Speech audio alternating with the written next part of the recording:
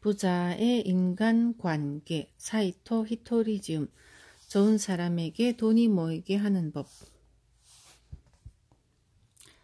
프롤로그. 좋은 사람일수록 꼭 갖춰야 하는 것, 사람과 돈. 이 책은 모든 사람이 알고 싶어하는 내용을 담고 있습니다. 세상에는 좋은 사람이라 불리는 사람이 있습니다. 상냥하고 누구에게나 친절하면서 어려운 사람을 보면 참지 못하는 사람, 즉 사랑하는 마음을 갖고 있는 훌륭한 사람입니다. 하지만 이런 사람이 모두 성공하는가를 따진다면 안타깝게도 꼭 그렇지는 않습니다. 그런데 바로 여기에 신이 내려준 메시지가 있습니다. 그게 무엇이냐고요? 좋은 사람이라 불리게 만드는 그 부분은 그대로 살리되 덧붙여 배워야만 하는 것이 있다는 뜻이죠. 그렇다면 더 배워야만 하는 것이란 무엇일까요? 여기에는 두 가지가 있습니다. 하나는 돈 문제입니다.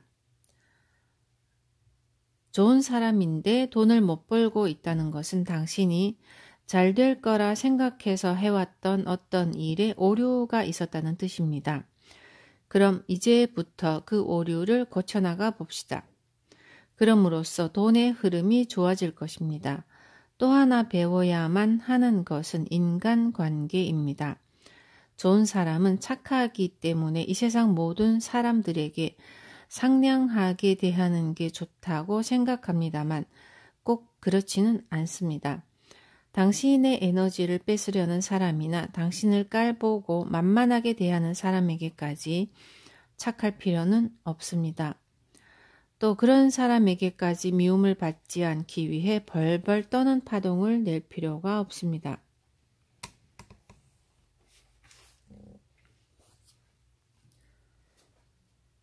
당신은 그저 파장이 맞는 사람들하고만 즐겁게 지내면 됩니다. 돈 문제와 인간관계 이 두 가지를 확실히 알면 앞으로 두려울 것이 없습니다. 이 두 가지를 깨달은 사람이야말로 성공을 거머쥘 수 있으니까요. 그렇다고 좋은 사람 노릇을 관둘 필요까지는 없습니다. 사실 이 책은 좋은 사람이 읽는다는 것을 전제로 하고 있습니다. 즉 나쁜 사람은 한 사람도 없다는 것을 전제로 하는 이야기입니다. 사실 저는 좋은 사람이야말로 성공해서 부자가 되어야 한다고 생각합니다. 좋은 사람에게 돈이 모이면 좋은 일에 쓰일 테니까요. 변변찮은 사람에게 돈이 모이면 변변찮은 일에 쓰일 테고요.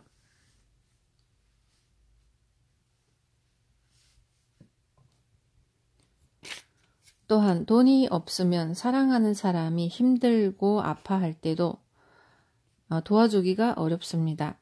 사랑하는 사람이 힘들어하는 것을 그저 두고 보는 일만큼 좋은 사람에게 괴로운 일은 없을 거라 생각합니다. 그러니까 좋은 사람인 여러분 꼭 성공해서 부자가 되세요.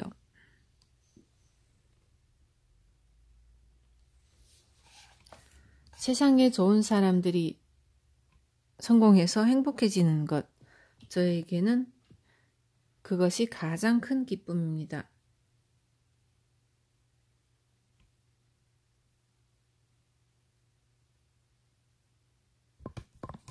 사이토 히토리.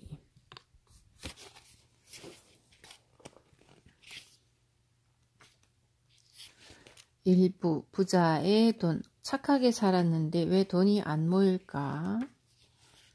1장은 오류. 돈이 모이지 않는 이유를 생각하세요. 돈 때문에 힘들다면 오류를 깨달으라는 뜻. 이 세상에는 돈에게 사랑받는 사람이 있습니다.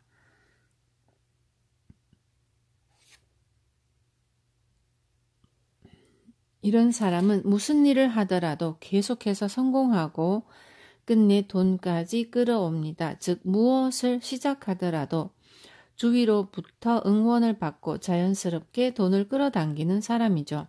그런가 하면 반대로 돈 때문에 항상 힘든 사람도 있습니다. 그런데 이런 사람은 늘 여러 가지 핑계를 댑니다. 정말 열심히 일하는데 임금은 전혀 오르지가 않네. 기껏 독립했더니만 비품이랑 내부 인테리어 하는데 돈을 다 써버렸잖아. 돈을 모아도 병이 나고 문제가 계속 터지니 그때마다 돈이 나가네.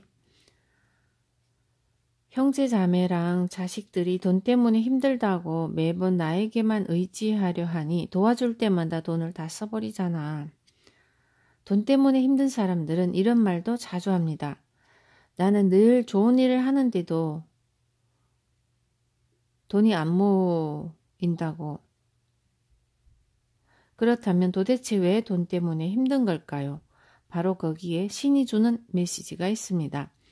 당신이 하고 있는 일에 뭔가 오류가 있다는 걸 깨달으세요. 신은 매우 친절해서 당신을 이유 없이 힘들게 하지는 않습니다. 따라서 당신이 하고 있는 오류를 깨닫고 그것을 고치면 돈이 순조롭게 흘러들어올 것입니다. 그러니 돈 때문에 힘들다면 부디 하루라도 빨리 당신이 저지르고 있는 그 오류를 깨닫는 게 좋습니다. 지금은 누구나 돈을 배워야 하는 시대. 얼마 전 히토리 씨 팬 모임 가게에 한 팬이 이런 질문을 했습니다. 뉴스를 보다 보면 국제 정세가 불안해서 앞으로 전쟁이 일어날까 봐 걱정돼 죽겠어요. 저는 그분께 이렇게 말했습니다. 앞으로 닥칠 시대에 전쟁은 안 일어납니다. 왜냐하면 각 시대마다 배워야 하는 테마가 있기 때문이죠. 예를 들어 학교 시간표를 보면 1교시는 사회, 2교시는 과학, 3교시는 수학 이런 식으로 시간마다 과목이 바뀌지 않나요? 마찬가지로 전쟁의 시간은 20세기에 이미 끝났습니다.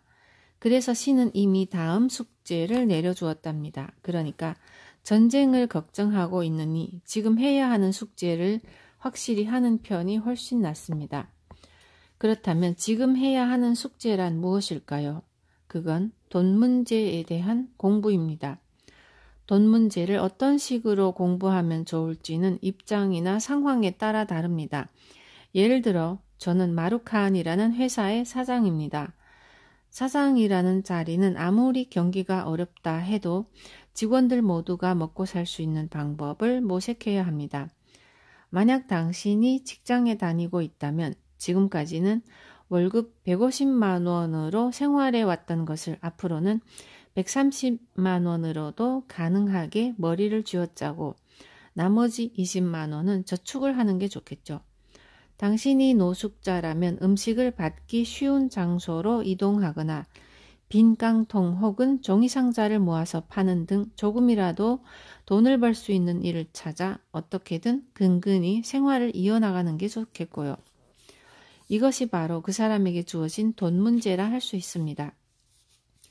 전쟁의 시대에는 총리부터 생활이 힘든 사람까지 모두 똑같이 폭탄이나 총알을 맞았습니다. 하지만 이제는 시대가 변해서 돈의 시대가 되었죠. 따라서 총리든 사장이든 월급쟁이든 노숙자든 경제를 생각해야만 합니다. 그럼 이런 시대에 속이 가장 편한 사람은 누구일까요? 바로 돈 문제를 공부할 필요가 있다는 사실을 이미 알아챈 사람입니다. 만약 이걸 알아채고 본인의 돈을 확실하게 관리까지 한다면 신은 당신에게 잘했다는 뜻의 동그라미를 쳐줄 것입니다. 아시겠나요? 앞으로의 시대에는 여러분이 좋든 싫든 돈을 배워야만 합니다. 이전 시대까지만 해도 가사와 일을 병행하고 있는 여성이라면 일을 대신할 것은 얼마든지 있지만 남편을 대신할 것은 없다라고 생각했죠. 하지만 앞으로의 시대에는 그 반대입니다. 남편을 대신할 것은 얼마든지 있지만 일을 대신할 것은 없다. 극단적인 생각 같지만 실제로 이런 시대가 오고야 말았습니다.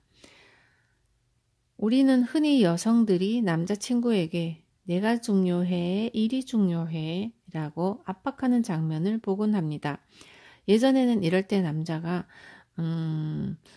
하고 고민하며 입을 다물었죠. 하지만 앞으로의 시대에서는 남자가 바로 일이지 하고 대답하게 될 것입니다. 가정을 지키고 살아남기 위해서는 일에 목숨을 걸 수밖에 없으니까요. 그러니까 여자친구도 그렇게 바보 같은 말로 때를 쓰면 안 됩니다. 그랬다가는 이런 여자랑은 헤어지고 다른 여자랑 사귀는 편이 낫겠어 하며 남자가 여자를 포기하게 만드는 시대가 되어버렸거든요. 즉 지금까지 옳다고 생각한 것이 바뀌고 있는 겁니다. 앞으로 100년간은 이런 시대가 될 것입니다. 그래서 경제치로 살면 안 됩니다. 노래를 못하는 음치는 용서받아도 경제를 모르는 경제치가 돼서는 안 됩니다. 왜냐하면 그 시대가 왔으니까요. 임시 수입은 신의 또 다른 테스트다. 돈에 약한 사람은 돈이 들어오면 너무나 기쁜 나머지 펑펑 써버립니다. 그런데 사실 이를 정말로 조심해야 합니다. 이런 사람들은 지금까지 돈으로 고생했던 나날을 떠올리며 그동안 사고 싶은 게 있어도 제대로 사지 못했던 서러움에 감정이 북받쳐 필요도 없는 물건에 돈을 써버립니다. 하지만 이건 잘못입니다. 그랬다가는 신이 당신은 아직 돈에 관한 배움이 부족한 것 같군 하며 모처럼 들어온 돈을 몰수해버리는 일이 생깁니다. 그러면 또 돈 때문에 쪼들리는 생활이 이어지는 것이죠. 저에게는 누님이 있습니다. 착하고 솔직한 누님이지만 누님이 결혼하고부터는 돈 때문에 고생스러운 일이 계속 터졌습니다. 매형이 몇 번이나 입원을 하는 바람에 입원비로 돈이 금세 다 나가버렸거든요. 그래서 누님은 허리를 바짝 졸라매야 했습니다. 그러던 어느 날 누님 집 근처에 당나귀빵이 왔습니다. 당나귀빵이 뭐냐고요? 젊은 친구들은 잘 모르겠지만 예전에는 경쾌한 음악을 튼 채 여러 가지 빵을 팔러 오는 차가 있었답니다. 그리고 그보다 더 옛날에는 진짜 당나귀가 빵을 실은 수레를 끌고 다녔다고 합니다. 여하튼 이 당나귀 빵이 오면 동네 아이들이 한꺼번에 집에서 뛰어나와 부모를 졸라 빵을 사 먹곤 했습니다. 당연히 누님도 자식들에게 빵을 사주고 싶었지만 당시에는 빵 한 개도 살 여유가 없었습니다. 그래서 집 근처에 당나귀 빵 차가 와서 음악을 틀면 음악을 듣지 않으려고 일부러 그보다 더 큰 소리로 노래를 불렀다고 합니다. 그만큼 그 상황이 견딜 수 없었던 것이겠죠. 그런 누님이 제 일을 도와주게 되었고 어느 정도 수준의 급료를 받게 되었습니다. 그 후 당나귀빵 차가 다시 찾아왔습니다. 누님은 이 기회를 놓칠세라 달려나가 당나귀빵 차에 산더미같이 쌓인 빵을 전부 사버렸다고 합니다. 당연히 차 한 대분의 빵을 자기 가족이 다 먹을 수는 없었죠. 그래서 먹고 남은 빵을 동네 사람들에게 나눠주러 돌아다녔다고 합니다. 이 이야기를 듣고 저는 이렇게 말했습니다. 누님, 그건 잘못한 거예요. 얼핏 생각하면 이 일화가 마음이 따뜻해지는 좋은 이야기로 들릴지도 모릅니다만 저는 이렇게 설명했습니다. 누님, 전쟁이 끝난 직후부터 먹을 게 제대로 없을 때라면 누님, 전쟁이 끝난 직후처럼 먹을 게 제대로 없는 때라면 자기한테 생긴 돈으로 먹고 살기 힘든 사람들에게 빵을 나눠주는 건 좋은 일이죠. 하지만 잘 생각해 보세요. 지금 누님 동네에 못 먹어서 힘든 사람은 없어요. 빵 한 개도 살 형편이 안 되는 건 누님뿐이에요. 이건 신이 누님한테 돈의 수업을 받게 한 거라고요. 신이 누님에게 이 사람에게 돈을 주면 어떻게 쓸까라고 시험 문제를 내렸다는 걸 잊지 마세요. 그러니까 어쩌다 한 번 돈이 들어왔다고 해서 다 먹지도 못할 만큼의 빵을 살 필요는 없어요. 누님은 마음이 열려있는 분이라 제 말을 다 받아들였습니다. 제가 이 이야기를 통해 하고 싶은 말은 지금까지 돈 때문에 힘들었던 사람에게 잠깐 돈이 생기는 건 당신에게 있어 신의 시험 문제라는 것입니다. 즉 신이 이 사람에게 돈을 주면 뭘 할까 하는 생각으로 지켜보고 있는 겁니다. 자기에게 필요한 것을 사는 건 괜찮습니다. 하지만 필요 없는 것까지 사면 안 됩니다. 자기에게 필요 없는 것까지 사면 분명히 그 돈을 신이 도로 가져가 버리는 일이 생깁니다. 이 원칙을 절대 잊지 마시길 바랍니다. 큰 돈이 생겨도 저축은 필수다. 돈이 없을 때는 바짝 긴축 생활을 했는데 돈이 들어오면 손바닥 뒤집듯 사치스러운 생활을 하는 사람이 있죠. 신은 이런 사람을 똑똑히 지켜보고 있습니다. 그가 어떻게 하느냐에 따라 다시 한번 가난 수행으로 돌려보낼 필요가 있으니까요. 돈이 들어오면 우선 저축부터 해야 합니다. 돈의 흐름이라고 하는 것에는 반드시 변동이 있기 때문이죠. 세상은 늘 변하는 것입니다. 따라서 지금의 상태는 절대 계속되지 않습니다.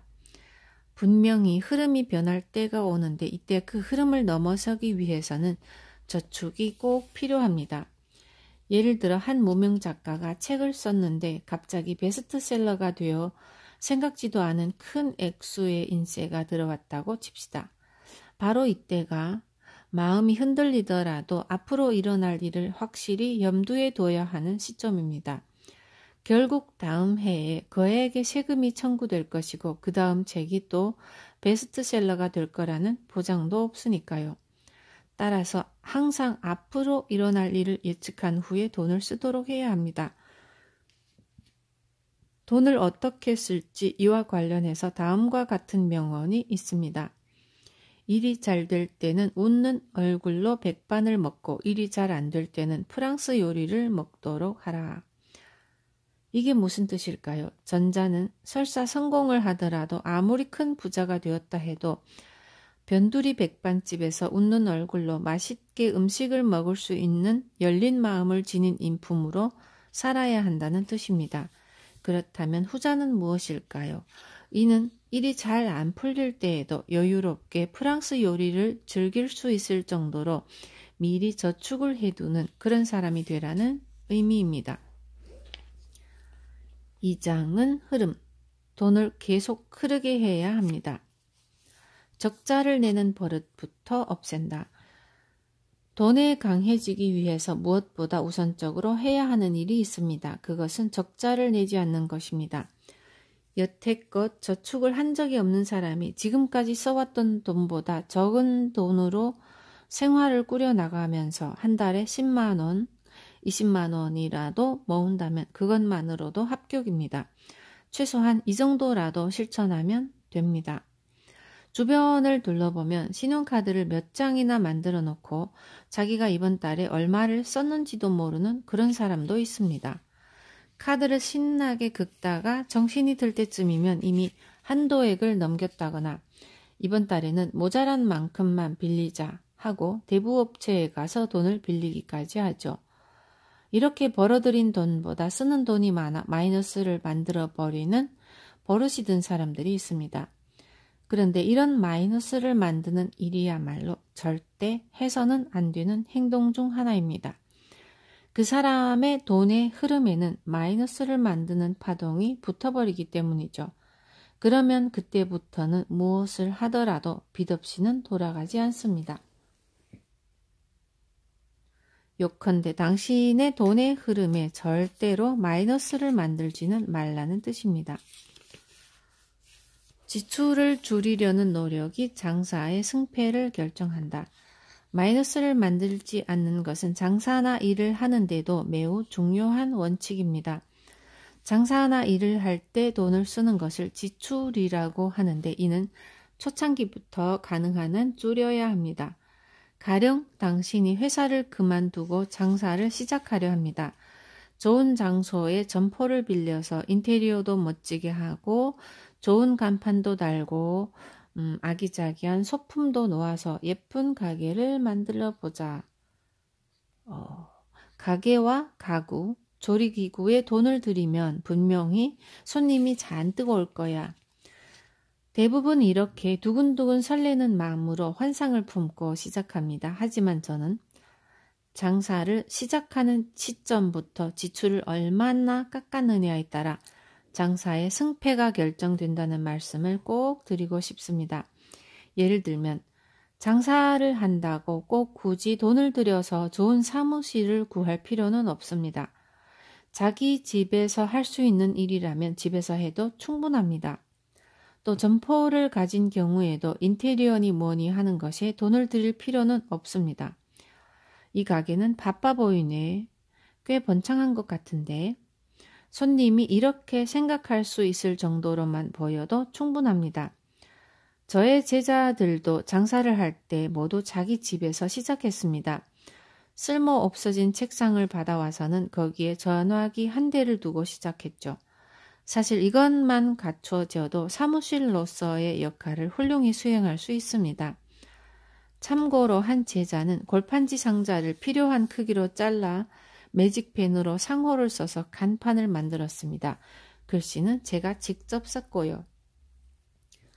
그렇게 단 10원도 들이지 않고 훌륭한 간판을 완성할 수 있었습니다. 참고로 골판지 상자는 궁리하기에 따라 쓸모가 많습니다.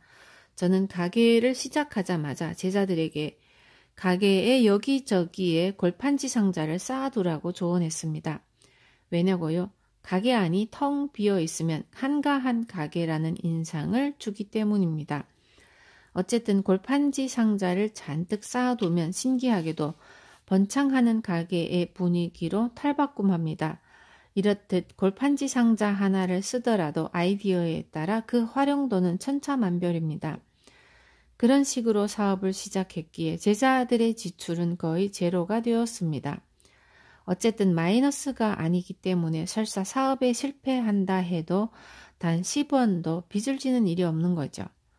장사에서 가장 중요한 것은 어쨌든 이익을 내는 것입니다.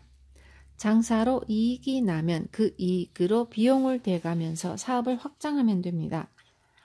따라서 이익을 내기 전에 장사 도구에 돈을 다 들여서는 안 됩니다. 하지만 많은 사람이 이런 잘못을 저지르곤 합니다. 이는 비단 장사꾼만의 문제가 아닙니다. 예를 들어 볼까요? 어떤 카메라맨은 성능이 좋은 비싼 카메라를 장만하면 좋은 사진을 찍을 수 있을 거라는 착각에 빠집니다. 결국 무리를 해서 빚을 진 채 최첨단 기능을 갖춘 고가의 카메라를 구입하죠. 안타깝게도 이것이 빚지는 버릇을 몸에 배게 하는 지출임을 깨닫지 못하는 겁니다. 빚지는 버릇을 몸에 배게 하는 지출. 음식점을 운영하는 사람은 후라이팬과 냄비만 있어도 대부분의 요리를 할 수 있습니다. 굳이 다른 조리 기구까지 꼭 갖춰야 할 필요는 없습니다. 다른 조리 기구를 사용해야만 만들 수 있는 메뉴는 아예 생각하지 않으면 되니까요. 이렇게 지출을 늘리지 않으려는 노력은 정말 중요합니다. 이 중요한 사실을 알고 있는지의 여부가 바로 장사의 승패를 결정합니다. 정당한 대가로 받는 돈은 감사히 받는다. 돈에는 물줄기라고 하는 것이 있습니다. 아무리 큰 강도 결국엔 작은 강이 모여서 만들어집니다. 돈의 강처럼 아주 넓은 강도 그렇게 이루어진 거죠. 돈도 마찬가지입니다. 예를 들어 당신이 누군가에게 도움이 되는 일을 해서 상대방이 그냥 작은 성의 표시입니다 라고 돈을 건넸다고 칩시다. 이럴 때 아니에요, 뭘요, 돈 같은 건 됐습니다 라고 거절하면 어쩐 일인지 다른 돈도 들어오지 않게 됩니다. 왜일까요? 이것은 당신이 시냇물의 흐름, 즉 돈의 흐름을 멈추게 했기 때문입니다. 세상에는 그렇게 신기한 돈의 법칙이라는 게 있습니다. 남에게 도움이 되는 일을 해서 상대가 돈을 주려 하면 고맙습니다 하고 받으세요. 이것이 돈의 흐름을 멈추지 않게 하는 방법입니다. 물론 상대에게 별 도움이 되지도 않았는데 돈을 원하는 건 안 되겠죠. 하지만 남을 위해 열심히 일했고 그로 인해 이익이 났다면 고맙게 받아들여도 괜찮습니다. 그것이 돈의 흐름의 강한 물살을 만들어줍니다. 돈을 줄 때는 상대의 행복을 빌어준다. 부모님 혹은 자식에게 용돈을 줄 때 주는 사람의 마음이 내는 파동이 돈에 깃든다. 주는 사람의 마음이 내는 파동이 돈에 깃든다는 사실을 아시나요? 따라서 누군가에게 돈을 줄 때는 이 돈으로 마음껏 즐기세요 하며 상대의 행복을 빌어주는 게 좋습니다. 예를 들면 온천이라도 가서 느긋하게 쉬고 오세요. 맛있는 거라도 먹고 오세요 하면서 말이죠. 반대로 얘는 불쌍하니까 하는 동정심 혹은 앞으로 무슨 일이 일어날지도 모르니까 하는 불안감을 갖고 돈을 주면 그 돈에 그러한 파동이 깃들어 버립니다. 그리고 실제로 돈을 받은 사람에게 어떤 불행한 이유로 돈을 써야만 하는 일이 생길 수도 있습니다. 이처럼 돈이라는 것에는 그 사람의 마음이 깃들기 쉽습니다. 그러니 돈을 줄 때는 그 사람의 행복을 빌어주세요. 3장 욕심. 정당한 욕심을 키우세요. 돈에 대해 진지해질수록 더 많은 돈을 끌어당긴다. 세상에는 끌려옴의 법칙이라는 것이 작용합니다.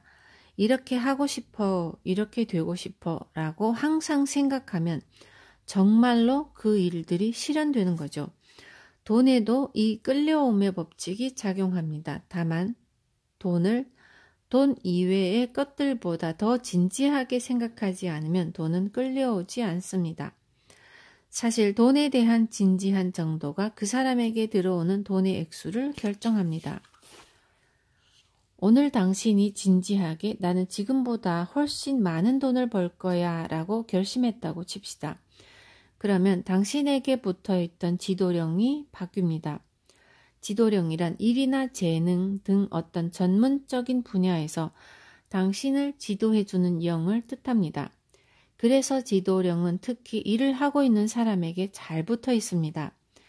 그래서 지도령은 때맞춤 교대라는 재미있는 성질을 갖고 있답니다. 그렇다면 지도령이 교대하는 때는 언제일까요? 바로 자신이 붙어있는 사람의 생각이 바뀔 때입니다. 예컨대 당신이 오늘부터 돈 버는 것에 대해 아주 진지하게 생각하게 됐어 라고 생각하면 보이지 않는 세상에서는 다음과 같은 일이 일어납니다. 지금까지 당신에게 붙어 있던 빈둥거리는 감각의 지도령이 왠지 이 사람이 돈을 버는 일에 대해 전보다 진지해진 것 같군. 그럼 돈에 대해 잘 아는 지도령과 자리를 좀 바꿔볼까? 라며 선수 교대를 요청하게 됩니다. 그렇게 되어 들어오는 것이 진짜로 돈을 벌게 해주는 지도령입니다. 이렇게 지도령이 바뀌면 무슨 일이 일어날까요? 우선 번뜩이는 생각과 아이디어가 솟아납니다. 또 돈을 벌기 위해 필요한 것이 계속 떠오르게 되죠. 또 당신에게 떼돈이 생길 찬스가 잇따라 온다든지 같이 있으면 계속 돈을 벌 수 있는 비즈니스 파트너를 만나는 일이 생깁니다. 그러니 부자가 되고 싶은 사람은 당장 오늘부터 돈을 벌고 싶어 라고 진지하게 생각하세요. 그렇게 하면 당신의 지도령이 교대를 요청하게 됩니다. 반대로 먹고 살 만큼만 돈이 있으면 되지 뭐. 지금 수입으로도 살만하니까 그걸로 됐어. 팍팍 벌어봤자 가족한테 미안해질 뿐이니까 용돈 벌이만 하자. 와 같은 생각을 하면 절대 그 이상의 돈을 벌 수 없습니다. 그 사람에게는 빈둥거리는 감각의 지도령이 언제까지나 붙어있게 되거든요. 이처럼 당신의 기분과 생각에 따라 어떤 지도령이 붙는지가 결정된다는 사실을 기억하세요. 돈 버는 이야기를 불편해하지 않는다. 세상에는 돈 버는 이야기를 싫어하는 사람들이 있습니다. 특히 정신적인 이야기나 신기한 이야기를 좋아하는 사람 중에 돈 버는 이야기를 거북해하는 경우가 많죠.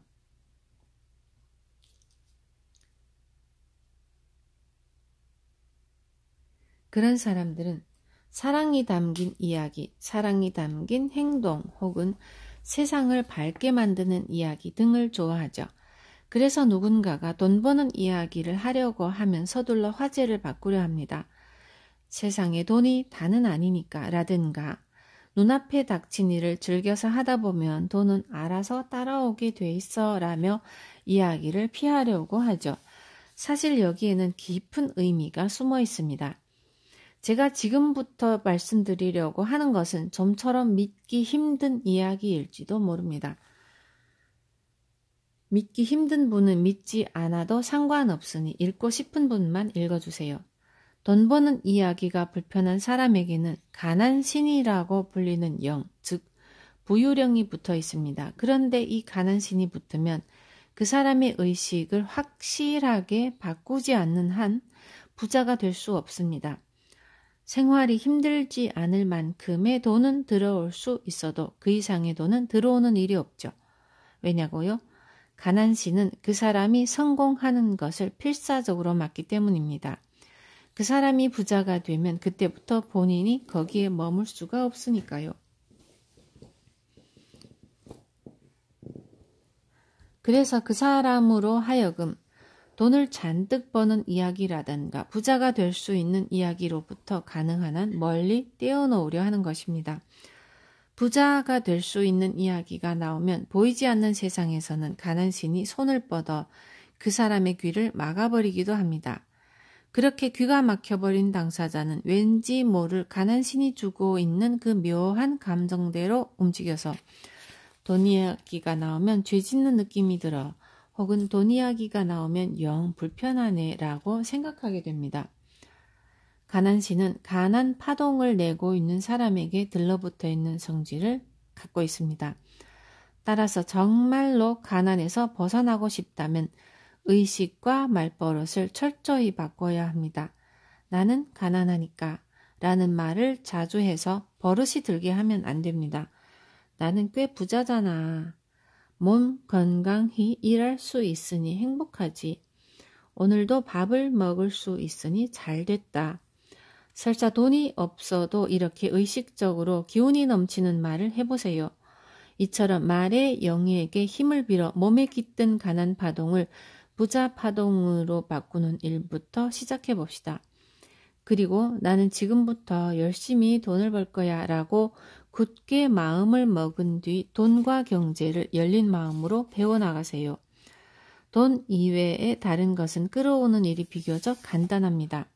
하지만 다른 것들과 달리 돈을 끌어오려면 정신 집중이 필요합니다.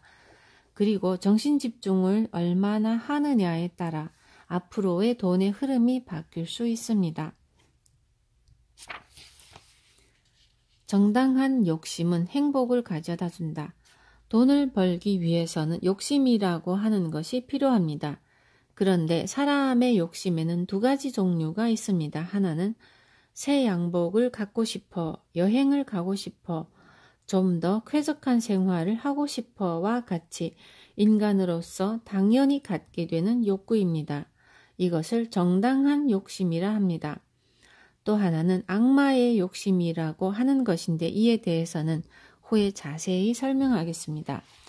그럼 먼저 정당한 욕심에 대해 이야기해보죠. 정당한 욕심은 신이 내려준 소중한 욕심입니다. 따라서 이런 욕심을 버려서는 안 됩니다. 또 정당한 욕심이 나쁘다고 생각하면 그와 동시에 돈을 더 벌자라는 마음이 사라지게 됩니다. 좋은 사람 중에는 갖고 싶은 것이 있어도 참는 게 좋아라고 생각하는 사람도 있습니다. 그래서 필요 이상으로 아끼면서 구두쇠와 같은 삶을 살고 있는 분도 있죠. 그런데 사실 이것은 인간이라면 당연히 갖게 되는 감정에 반하는 일입니다. 왜냐하면 신은 우리에게 살아있는 한 좀 더 잘 살고 싶어 라는 생각으로 계속해서 지금보다 위를 바라보도록 하는 정당한 욕심을 내려주었기 때문입니다. 예를 들어 활기차고 좋은 생활을 하는 사람이 많은 회사에 구직자가 몰리는 건 너무 당연합니다. 또 멋있는 것, 아름다운 것을 바라보는 마음 또한 너무나 당연하죠. 그래서 성공을 하면 멋진 차를 타고 화려한 옷을 입고 반짝거리는 액세서리를 다는 등 모두가 와, 이 사람 멋지다 하며 부러워할 모습을 갖추는 게 중요합니다. 그것이 성공한 사람으로서의 임무라고도 할 수 있습니다. 예전에 어떤 호텔 여사장과 관련해서 이런 에피소드를 들은 적이 있습니다. 그 여사장은 매우 열심히 일을 했다고 합니다. 그래서 항상 직원들과 함께 호텔 정원에서 제초 작업을 했죠. 그 여사장은 제초할 때 옷을 더럽히지 않기 위해 늘 수수한 회색 작업복과 바지를 입었다고 합니다. 한마디로 사장처럼 보이지 않는 모습이었던 거죠. 언뜻 들어서는 그분이 겸손한 인품을 갖추었다고 생각할 수도 있습니다. 주변 사람들도 그게 옳다고 생각했고요. 하지만 제가 봤을 때 이건 잘못입니다. 사장이라는 직위에 있다면 한눈에 사장이라고 알아챌 수 있는 화려한 복장을 하고 있어야 합니다. 제초 작업을 할 때도 화려한 티셔츠를 입거나 최소한 큰 꽃이 달린 모자라도 쓰는 게 좋습니다. 다른 사람이 역시 사장님은 제초 작업을 할 때도 화려하군 하고 생각할 수 있는 모습을 하고 있는 게 사장된 사람의 역할이니까요. 성공한 사람이 되어 모두가 부러워할 만한 모습을 하고 있는 것이 꼭 본인에게만 영향을 주는 건 아닙니다. 그렇게 함으로써 지금부터 일을 찾으려는 젊은이들에게나 그 업계나 회사의 장래가 밝다는 점을 어필하고 꿈을 실어줄 수 있기 때문이죠.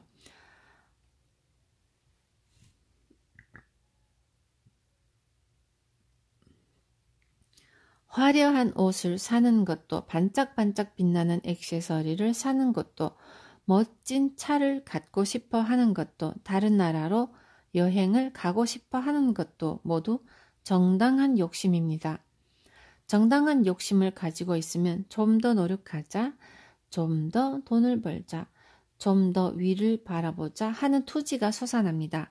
그리고 그 투지가 당신에게 한층 더 큰 행복을 가져다 줄 것입니다.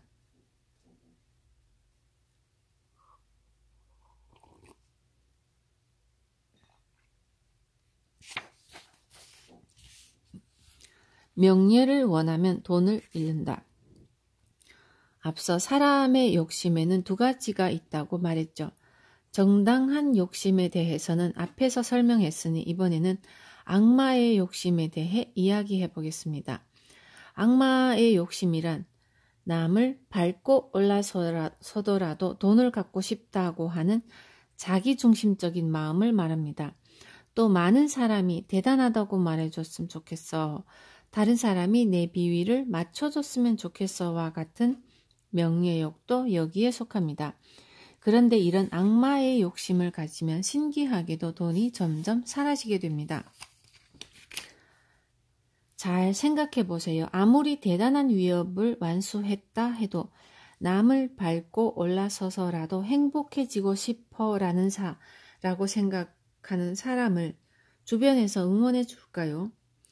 성공은 남이 밀어 올려주는 것입니다. 주변에서 그 사람이라면 내 모든 걸 걸고서라도 응원하고 싶어라고 할 수 있어야 사람도 돈도 모이게 됩니다.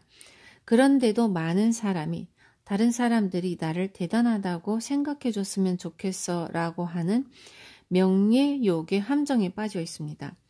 예를 들어 부자가 되어 부호 순위에 오르게 되면 지금까지는 없었던 유혹이 여기저기에서 들어오게 됩니다. 골프 회원권을 사지 않겠습니까?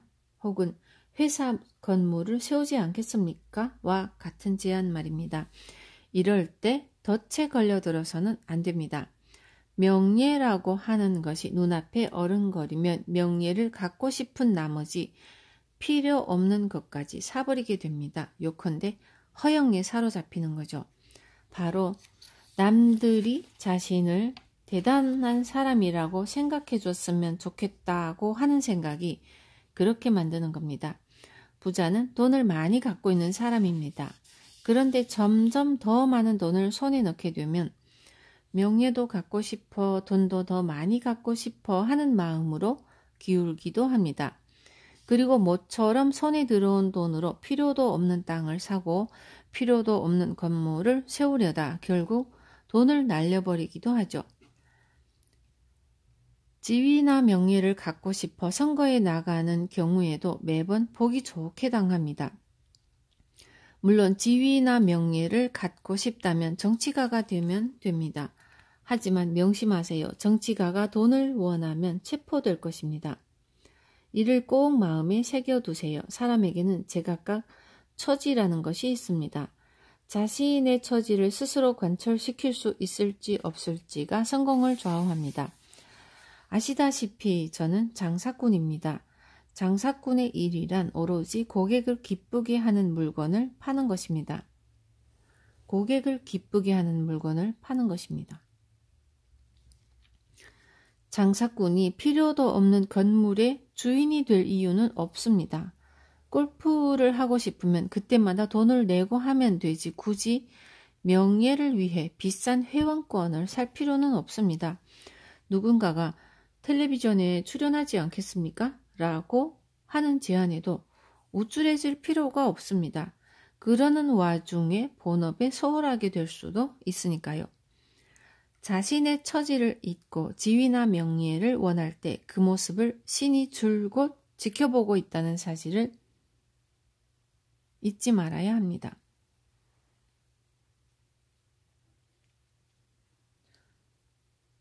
신으로 하여금 이 사람에게는 역시 돈을 맡기지 않는 게 좋겠군 하는 생각이 들지 않도록 행동하는 것이 계속해서 돈에게 사랑받는 법입니다. 부자의 성공, 열심히 하는데 왜 결과가 안 좋을까? 4장, 재미. 좋은 것에 유머를 더하세요. 재미가 없는 성공은 불가능하다. 일을 성공시키고 싶으면 돈이 아니라 지혜를 끌어내야 합니다. 그런데 이런 지혜에도 꼬아주기가 조금 필요합니다. 즉, 사랑과 유머를 담은 지혜를 사용해야 합니다.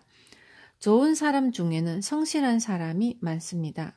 그런데 진지하게 최선을 다하면 반드시 일에서 성공하는가를 따진다면 꼭 그렇지는 않습니다. 사람들에게 응원을 받고 사람들에게 절대적으로 사랑을 받는 요소가 없으면 일에서 성공하기 어렵습니다. 좋은 사람의 지나친 진지함은 메모지 한 장에서도 잘 드러납니다. 예전에 제가 한 오코노미야키 가게에 들어갔다가 철판 가스관에 이런 메모지가 붙어 있더군요. 가스관을 만지지 말아주세요. 실로 진지한 메모입니다. 이 메모에 사랑과 유머를 담아 이렇게 바꾸면 어떨까요? 가스관을 비틀고 싶다면 부디 한마디만 걸어주세요. 당신의 안전을 위해 달려가겠습니다. 어떻습니까? 이제 아시겠어요? 이 메모에는 손님에 대한 애정 그리고 어떻게든 가게를 좋아하게끔 만들고 싶어하는 마음을 느낄 수 있죠. 또 한 번은 어떤 가게 앞을 지나고 있는데 현관에는 불이 꺼져 있고 이런 메모지가 붙어 있었습니다. 근본 내부 수리 중이라 불이 꺼져 있습니다만 영업 중입니다. 실로 진지한 메모입니다. 그런데 만약 제 가게라면 아마도 다음과 같은 메모를 남겼을 겁니다. 근본 내부 수리 중이라 불은 꺼놓았지만 가게 안에서는 활발하게 영업을 하고 있습니다. 가게의 불은 어둡지만 우리의 미소를 100와트로 켜놓고 당신을 기다리고 있겠습니다. 어떻습니까? 손님에 대한 애정과 유머가 느껴지죠? 이렇듯 메모지 한 장에도 애정과 유머를 담아야 합니다. 앞으로의 시대에는 재미가 없는 성공은 불가능하기 때문이죠. 예를 들어 강연회에서 아무리 좋은 이야기를 하더라도 그것이 재미있는 이야기가 아니면 청중들은 곧 지겨워합니다. 학교 선생님이나 교관과 같이 다른 사람들에게 뭔가를 가르치거나 지도하는 일을 하는 사람도 좋은 것은 단지 가르치기만 해서는 안 됩니다. 좋은 것을 재미있게 가르치기. 이것이 앞으로의 시대에서 성공할 수 있는 비결 중 하나입니다. 나를 성장시키는 즐거운 경쟁을 한다. 요즘 세상에는 경쟁하는 것은 별로 좋지 않다고 하는 풍조가 있는 것 같습니다. 예를 들어 어떤 초등학교에서는 운동회 때 1등을 정하지 않고 모두가 손을 잡은 채로 결승점을 골인하게 한다고 합니다. 또 학예회를 할 때도 주연인 공주님을 한 명으로 정할 수가 없어서 공주님 역할을 맡은 학생 7명이 줄줄이 나온다고도 하죠. 그런 발상 또한 인정을 하지 않는 건 아닙니다만 저는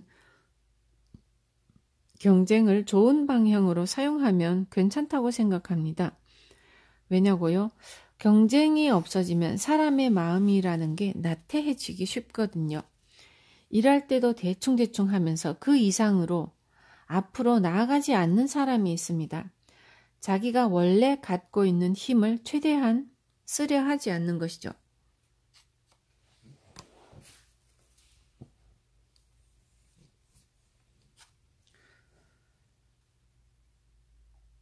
매우 안타까운 일이 아닐 수 없습니다. 그렇다면 즐거운 경쟁은 무엇을 뜻할까요?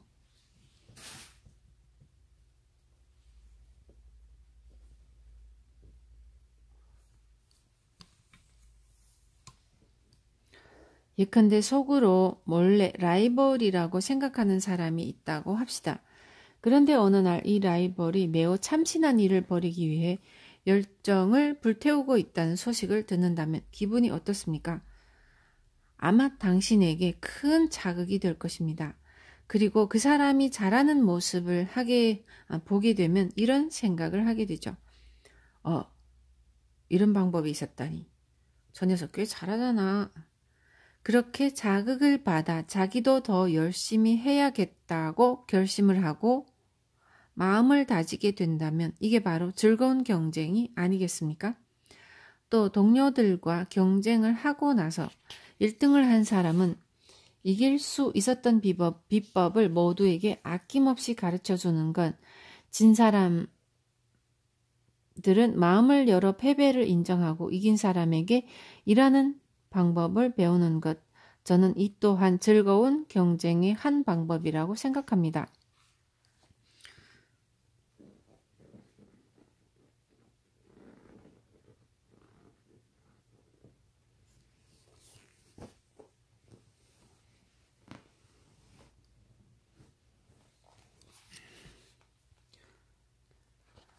뿐만 아니라 즐거운 경쟁은 스스로의 기량을 끌어올리는 원기 회복제와 같은 역할을 합니다.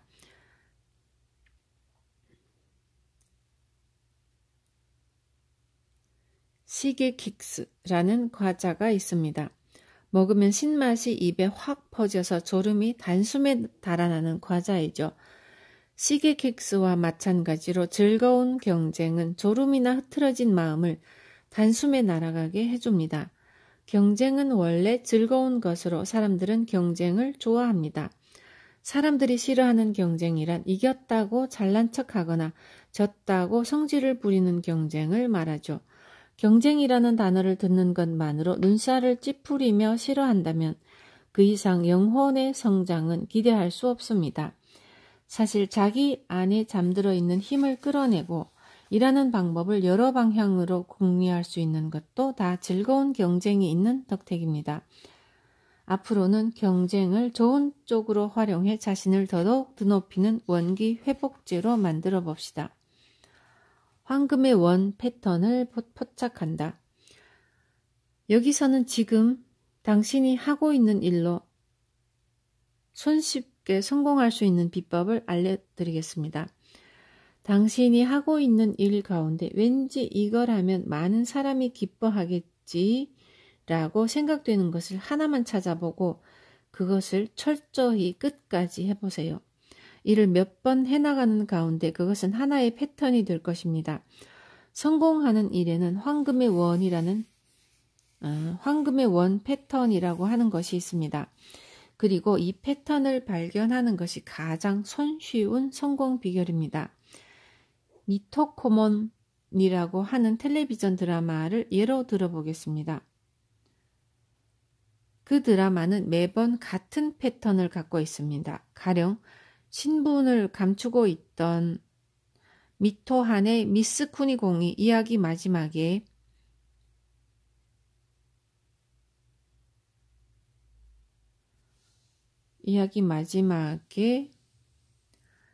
인롱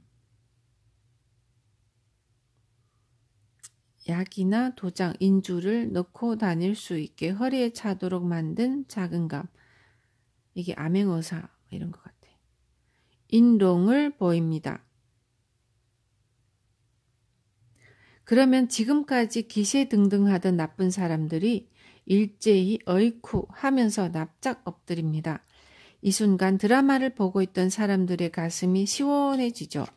이 장면을 보려고 드라마를 끝까지 보게 되는 겁니다.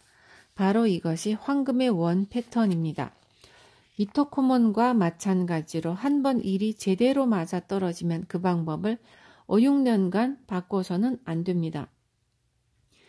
일이 제대로 맞아떨어진다고 하는 것은 그 일을 하는 중에 성공하는 요소를 포착했음을 뜻합니다.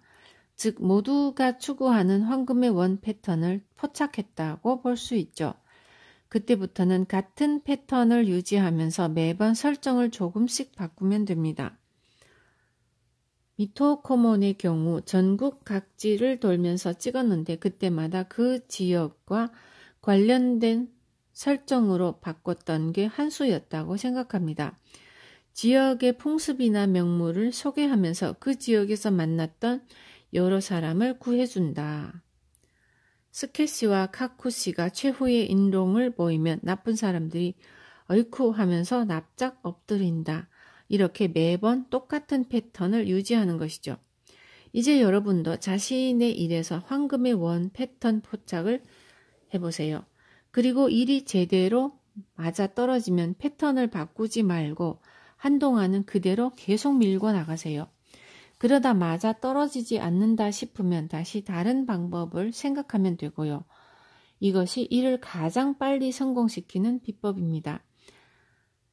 하지만 다들 이런 법칙이 있음을 알아채지 못합니다. 한번 일이 맞아떨어져도 다음에는 전혀 다른 방식으로 하려고 하죠. 좀 다른 것도 시도해보고 싶어 하는 마음뿐 아니라 나는 다른 방식으로도 잘할 수 있다는 걸 세상에 알리고 싶어 하는 마음 때문에 다르게 해버리는 겁니다. 하지만 이건 잘못입니다. 그러니까 한탕족이 되어 사라지는 거죠. 작가도 영화 감독도 장사꾼도 한 번 맞아 떨어진 일은 황금의 원 패턴을 유지한 채 계속해 나가는 것이 중요합니다. 그것이 당신을 가장 빨리 성공한 사람으로 만들어줍니다. 늘 하고 있는 일을 스스로 칭찬한다. 살다 보면 왠지 모르게 힘이 나지 않을 때가 있습니다. 특별한 이유 없이 몸과 마음이 지치고 의욕이 전혀 나지 않는 시기는 누구에게나 찾아옵니다. 여기서는 이렇게 가라앉은 기분을 밝고 가볍게 전환시키면서 의욕도 무럭무럭 솟아나게 해주는 비장의 방법을 알려드리겠습니다. 바로 오늘 내가 늘 하고 있는 일을 칭찬하는 것입니다. 오늘은 10,000원 전차로 출퇴근을 하다니 훌륭한 걸. 애들한테 웃으며 대했으니 난 좋은 엄마야. 부하의 장점을 알아주고 칭찬해준 건 아주 잘했어.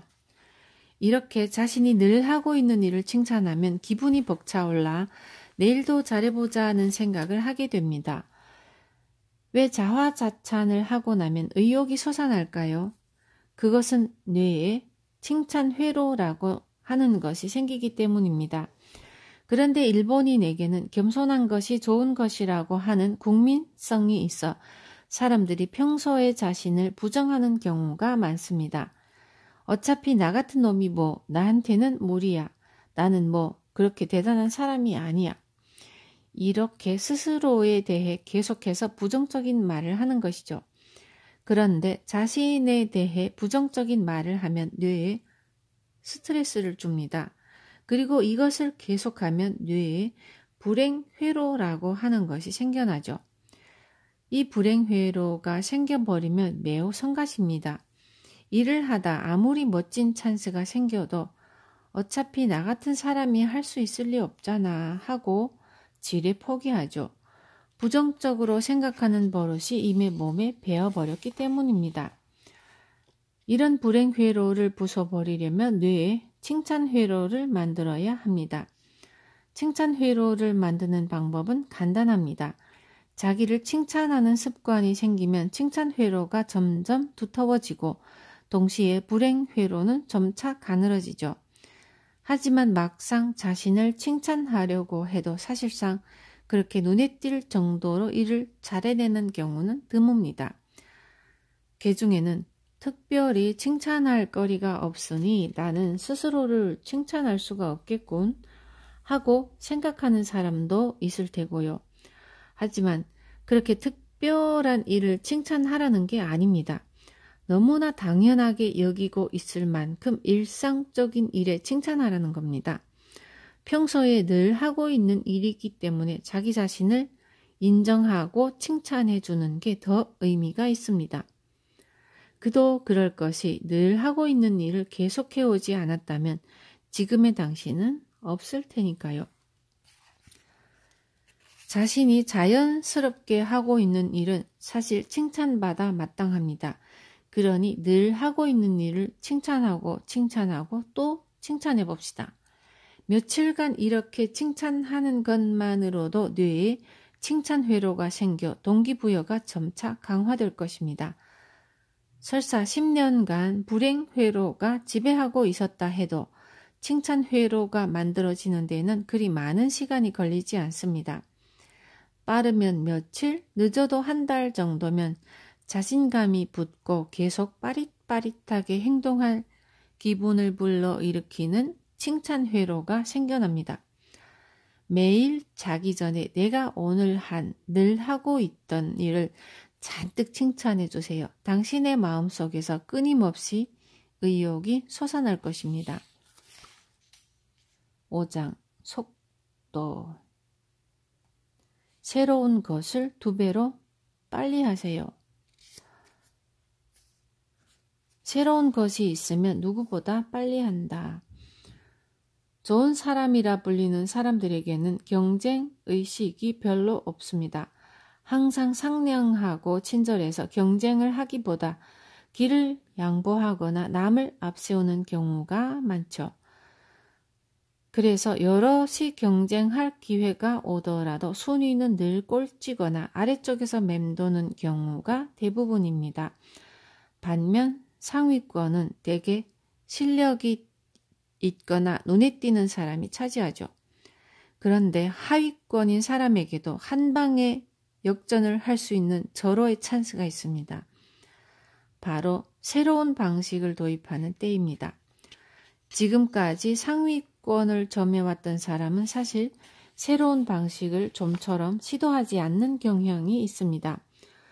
쭉 성공을 해왔기 때문에 지금까지 해오던 방식이 최고다라고 하는 자신감이 있거든요. 그런데 상위권에 있는 사람이 이런 생각을 하는 시점이 곧 그 사람의 마음이 풀어지는 때이기도 합니다. 저는 이런 현상을 토끼와 거북이 우화를 빌려 토끼는 반드시 잔다 라고 표현합니다. 그리고 바로 이때야말로 하위권에 속한 사람에게 기회라고 할 수 있습니다. 새로운 것을 누구보다 빨리 해보세요.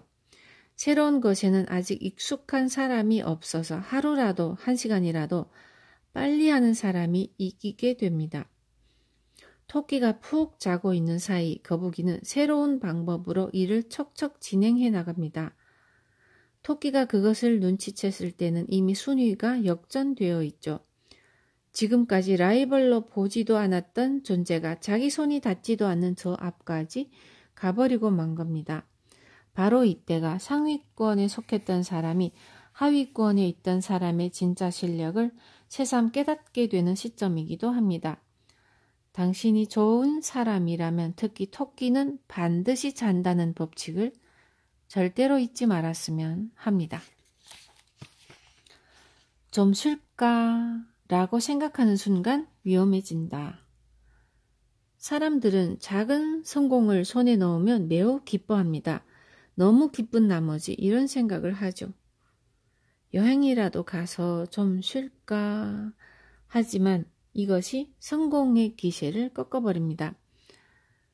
성공을 손에 넣는 것은 멋진 일입니다. 다만 다음 일을 생각하는 것을 멈추지 말아야 합니다. 성공으로 올라가는 계단에 막 발을 내딛기 시작한 사람은 작은 성공을 손에 넣으면 마음이 풀어져서 쉬려고 합니다. 그런데 사실 이때가 가장 여세를 몰아야 할 시점입니다.